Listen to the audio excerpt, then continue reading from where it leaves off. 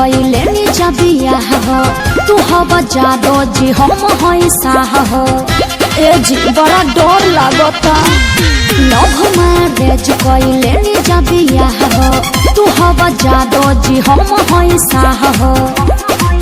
तहरा बाबूजी से बात कइलो चाहिए हो ए जी तनी अपना बाबूजी से बात करी ना रुका लगावता हाँ लगाई ना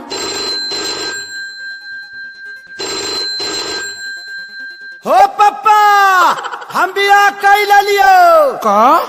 बियाह कैले लिए हमरा ले बतैले तू बियाह कैला तो हमसे बतैला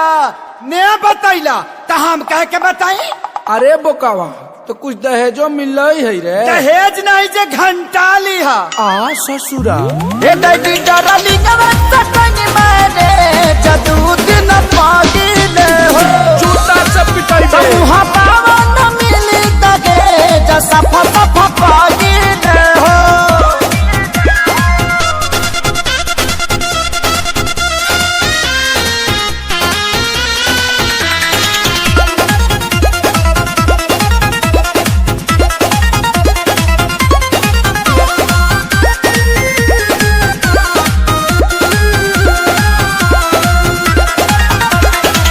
एक तो गलती कैले बनी जा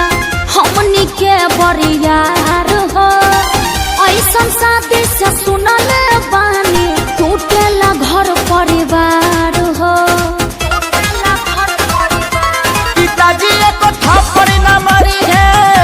घरे चल प्यार बड़ी करी है ओहि जा होत का पता कर सही ले हो अरे एक बार और लगाई ना रुका एक बार फिर लगाओ तानी ए पापा हो पापा हम सुहाग रात मनाई ले लियो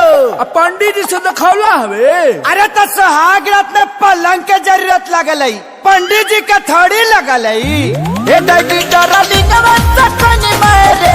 जदू दिन पागिले हो गुजार छटवाई बे मुहा पावन मिली तगे जसा फप पागिले हो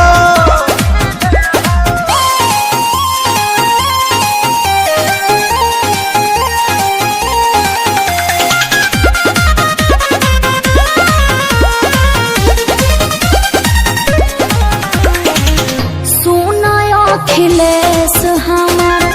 का पता क्या रूह हो वही जा जाए से पहले देखा छोटका के मुँह हो सुन सुन खेसारी के रानी कुछ कोई न कहतानी यह सोची सोची टेंशन में डरे हो हर एक बार लास्ट प्रयास करो रुक जा एक बार और लगावा है ए बाबजी हो अरे लइको हो गइल का रे हाँ हो गई अरे अभी तो 2 दिन पहले कहता के बियाह कोई हाँ अरे जियो के ऑफर में डाउनलोड कर ले लाई बाबजी ए दैडी डरली नवत कनी मारे